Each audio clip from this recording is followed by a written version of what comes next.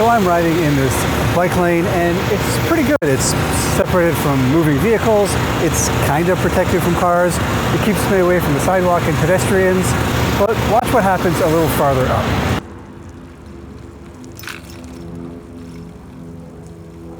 So did you catch that? After I passed through that intersection, that bike lane changed and it hopped me up onto this sidewalk. I guess it's a sidewalk, or is it a bike lane? I guess that's a bike lane. This is a sidewalk, but it's illegal in my city to ride on sidewalks. So it's just kind of confusing. Like, what is this thing? But wait, it gets a bit weirder. Up here, I want to turn right and check this out.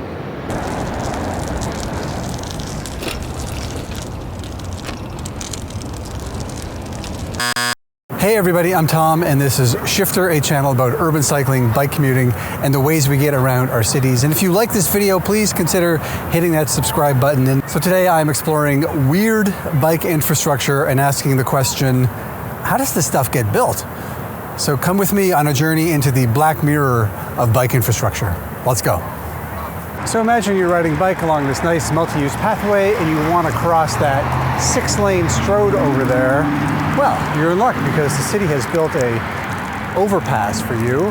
But to access this overpass, you have to ride up this weird corkscrew ramp thingy that is steep and narrow. And if you don't have great bike skills, you're just not going to be able to do it.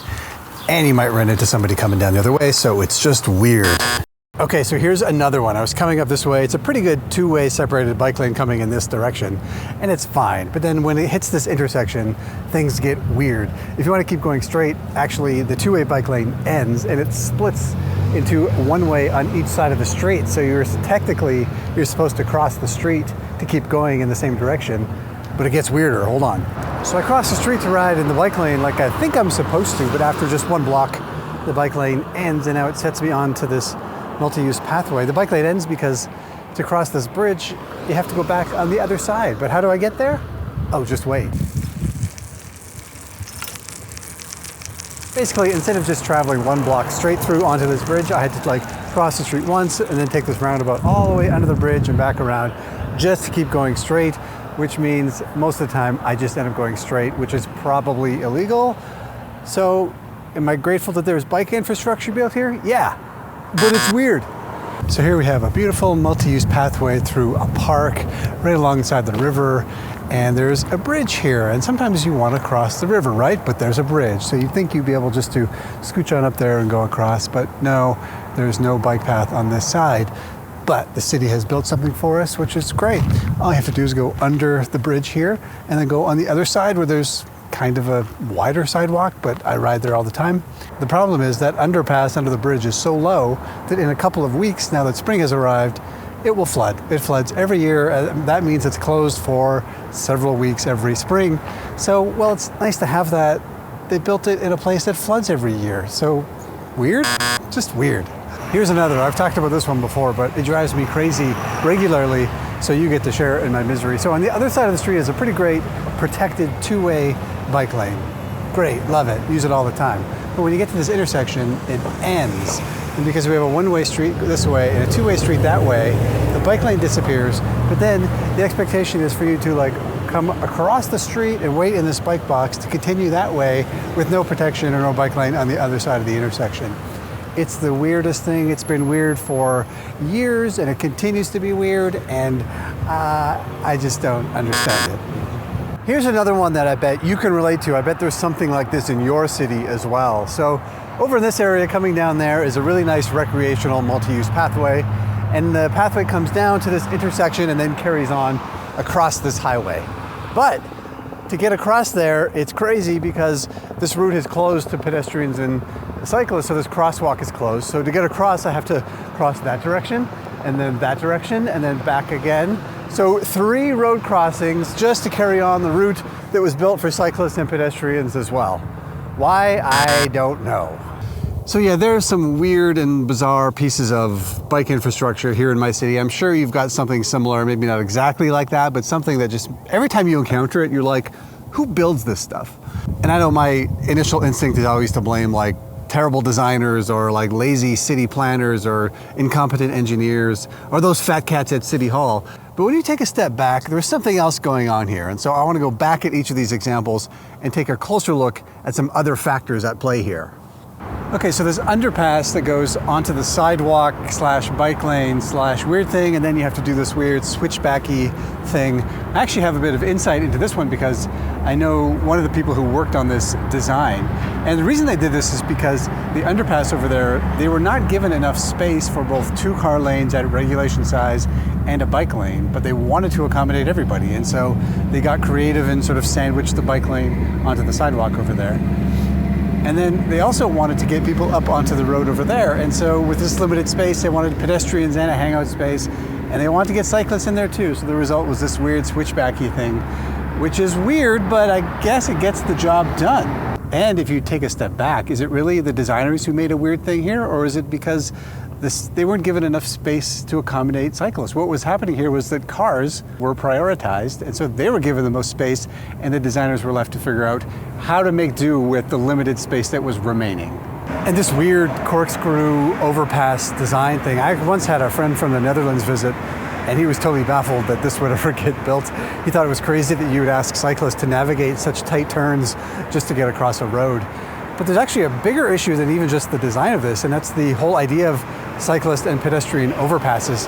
I mean, we tend to think of these things as nice things to get us across highways like this, and they are, but are they actually for us, or are they for the cars? I mean, we've deemed it better for people on foot or on bike to navigate weird things like this up and over rather than disrupt the flow of cars over there. So is it really for pedestrians and cyclists, or is it really for automobiles? Side note, this is a transit stop actually, and this is the risk of putting your transit stop in the middle of a highway, is that you have to force people to do weird things like this. And this one where I had to like go under the bridge to go across the bridge, were the designers who built this crazy? Were they fans of MC Escher? I don't think so. I think what happened was they were given a limited amount of space and required to make sure the cars are flowing as efficiently as possible. And so again, they don't mind sending pedestrians and cyclists on these weird roundabout ways, even though it's easiest to go farther in a car. It's the pedestrians and the cyclists who have to travel just as far. And here in this weird underpass that's prone to flooding, again, it's not that big of a deal. Like, I'm glad there's some bike infrastructure here, but also, can you imagine the city building a road for cars that floods and is closed for a couple of weeks every year? I don't know, maybe that happens in some places, but I can't imagine it happening here. And so again, I feel like there's no obstruction to cars. Again, we're just prioritizing cars, and we've squeezed the cyclists onto the remaining space, which in this case is a flood-prone, shadowy underpass under a bridge. Okay, remember earlier at this one where I said I don't understand why it's so weird? Well, that's not true. I do understand the reason you have to go from a nice protected cycle track to like cut across the stopped cars into this bike box and then continue on for 3 blocks where there's a beautiful multi-use pathway by the river. The answer is because cars. So it's not that the designer of this was crazy, it's that they didn't want to give up space for parked cars and moving vehicles on the other side down those 3 blocks. And so what do? They just cut the bike lane off completely. And so for 3 blocks, there's nothing to help you. And so a designer was doing their best to sort of accommodate. Again, we just could not sacrifice space for cars in order to make it safe and easy for people on bikes or scooters. Okay, this intersection where I have to make 3 street crossings just to carry on my route. Why is it like that? Is it because the designer was crazy? No, I think the crosswalk is closed because it will facilitate better movement of cars, especially during the rush hour. So for a couple of hours a day, this intersection gets clogged with cars, and as a result, pedestrians and cyclists have to go way out of their way around just to keep going on the route that was built for them in the first place. So the answer again, cars. So why did I walk you through all these things? Well, for 2 reasons. One is just to spare a little thought for the under-resourced urban planners and designers who are given the dregs of space and asked to make something good out of these things. I think we're too quick to blame them sometimes. I think they're often doing the best they can in an impossible situation, and they often get really creative and build something out of nothing. But my second point, which is the bigger ones, is that these weird pieces of infrastructure don't exist in a vacuum. They are part of a bigger system that continues to prioritize the unimpeded flow of automobiles ahead of cyclists, pedestrians, and increasingly, I would say, even ahead of things like affordable housing and livable cities and just the way that we can enjoy our city. This is the real issue. I think it's affecting our quality of life, and sometimes it's so ubiquitous here in North America, especially, that we don't even notice it or think about it sometimes. And it remains an issue even when these weird pieces of infrastructure actually work. So I had a couple people suggest this left turn as a weird piece of infrastructure because it is a little bizarre. There's a bike lane coming this way, and then if you want to connect with the path on the other side of the street, you come and do this little left turn. And sometimes these things are referred to as Copenhagen lefts, and I actually don't mind this one. It actually feels like it's made for cyclists because it lets cyclists who are turning left clear the way so that the others in the bike lane behind can carry on. So just because that one works doesn't mean it's not bizarre. And why is it bizarre? Well, because it's an anomaly in a system that is hostile to things like that. It's an island of bike friendliness in an ocean of car centricity. And so the real solution isn't to like say to our designers, you need to build these bike infrastructure things less weird, make them better. The real solution is thinking about the system, and the system that continues to prioritize the free flow of automobiles above almost everything else. This isn't about bike lanes or bike infrastructure. This is about the way we build our cities. Have you got some weird infrastructure in your city? Let us know in the comments down below, and thanks for watching. I'll see you next time.